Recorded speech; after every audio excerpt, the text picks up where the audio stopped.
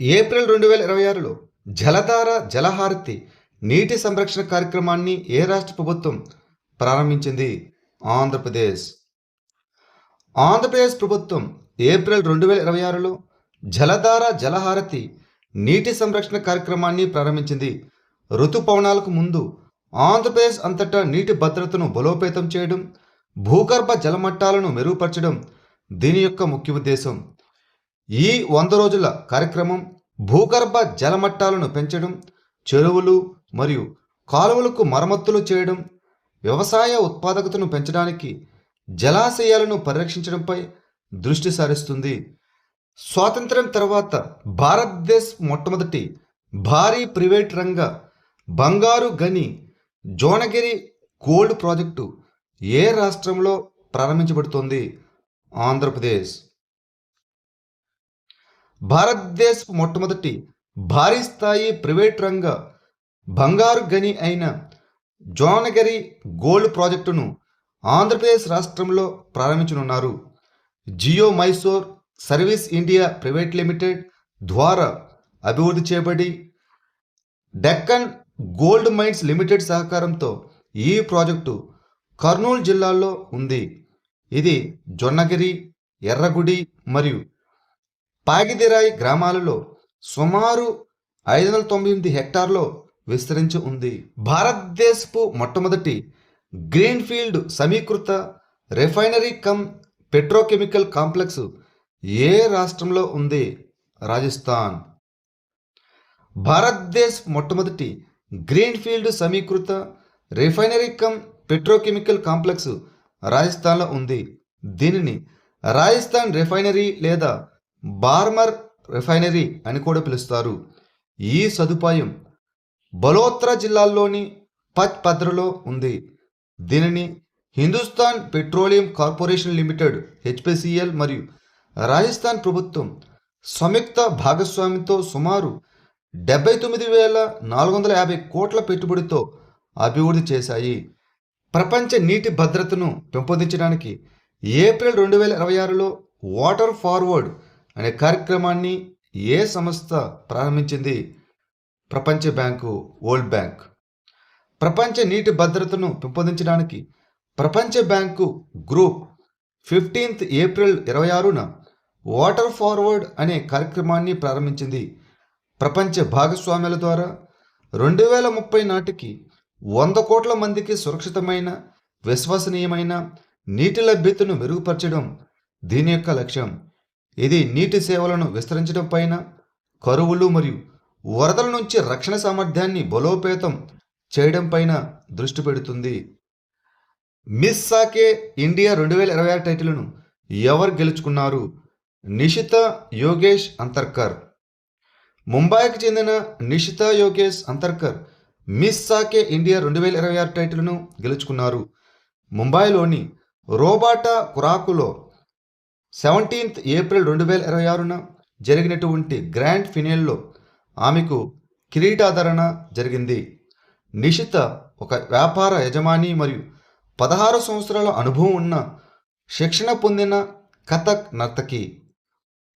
హీరోహామా India private limited వరుసగా 3వ సంవత్సరం నిర్వహిస్తున్న ఈ కార్యక్రమం జపనీస్ సాకే సంస్కృతిని ప్రోత్సహించడం మరియు భారతదేశం, జపాన్ మధ్య సాంస్కృతిక సంబంధాలను బలోపేతం చేయడం లక్ష్యంగా పెట్టుకుంది.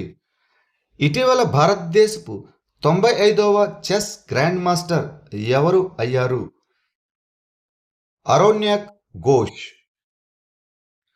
అరోన్యాక్ ఘోష్ భారతదేశపు 95వ చెస్ గ్రాండ్ మాస్టర్ అయ్యారు.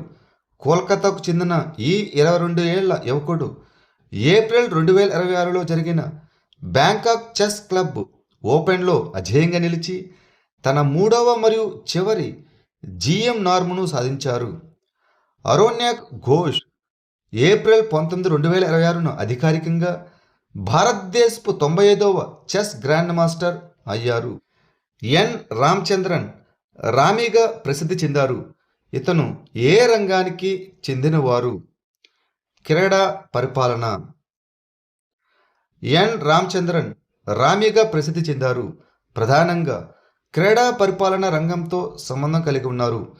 ఆయన భారతీయ మరియు అంతర్జాతీయ క్రీడల్లో ఒక ప్రముఖ వ్యక్తి.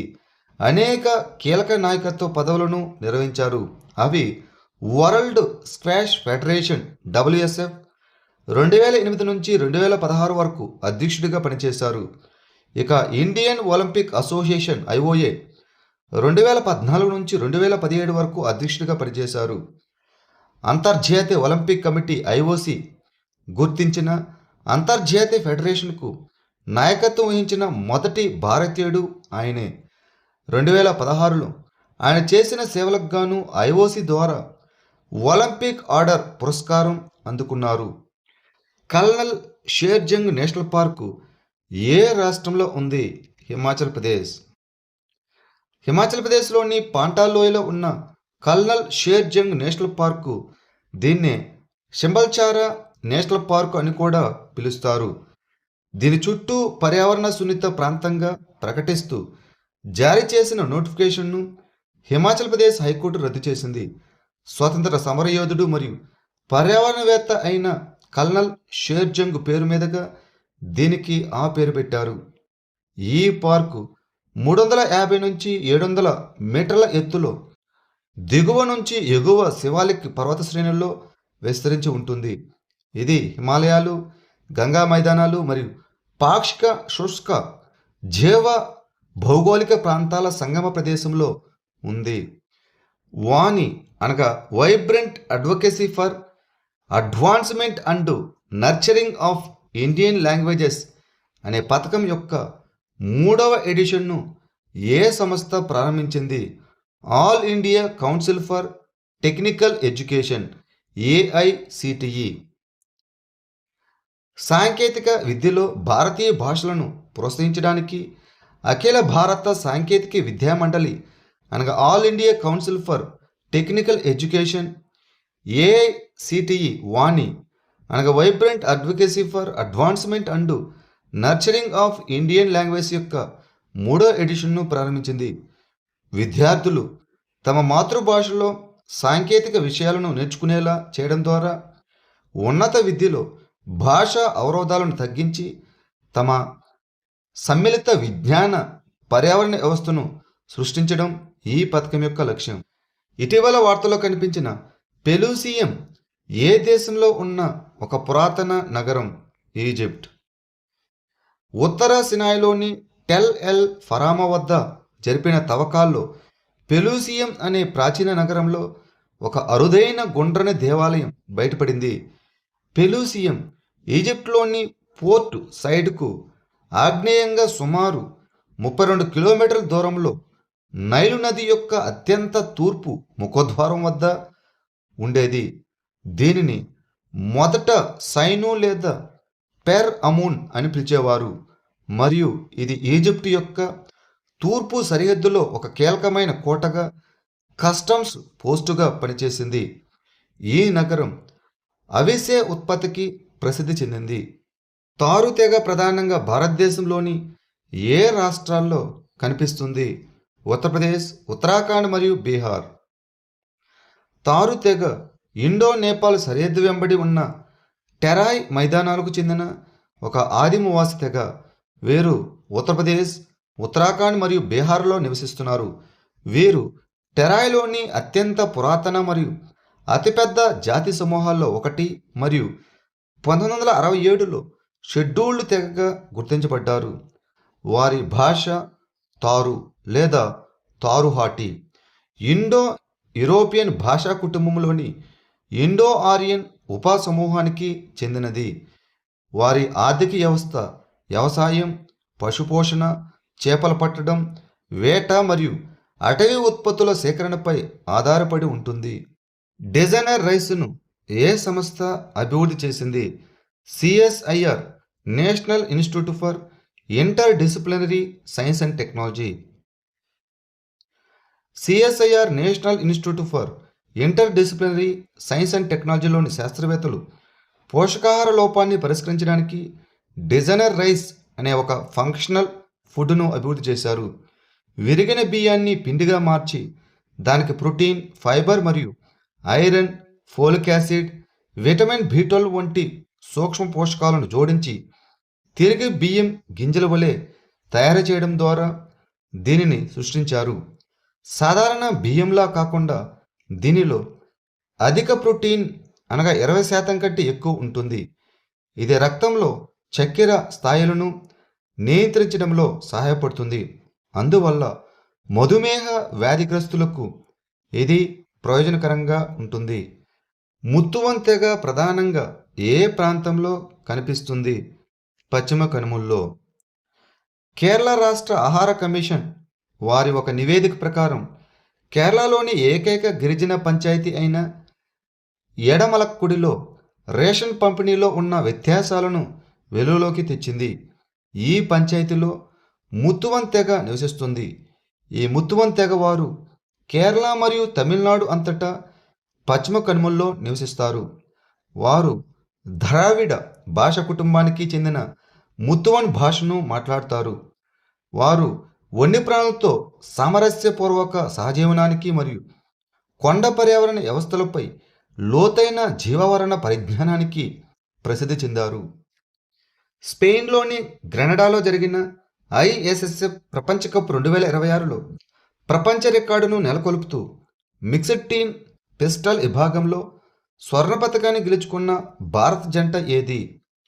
ముఖేష్ నెలవల్లి అండ్ పాలక్ గులియా. స్పెయిన్లోని గ్రెనడాలో జరిగిన ఐఎస్ఎస్ఎఫ్ ప్రపంచ కప్ 2026లో భారత జంట పలక్ గులియా మరియు ముఖేష్ నెలవల్లి మిక్స్డ్ టీమ్ 10 మీటర్ల ఎయిర్ పిస్టల్ విభాగంలో స్వర్ణ పతకాన్ని గెలుచుకున్నారు. వారు 487.7 సంచలనాత్మక స్కోరుతో ఈ విజయాన్ని సాధించారు. ఇది కొత్త ప్రపంచ రికార్డుతో పాటు జూనియర్ ప్రపంచ రికార్డును కూడా నెలకొల్పింది. ఏప్రిల్ 2026లో అభివృద్ధి చెందుతున్న దేశాలు ప్రారంభించిన రుణగ్రహీతల వేదిక యొక్క లక్ష్యం ఏమిటి?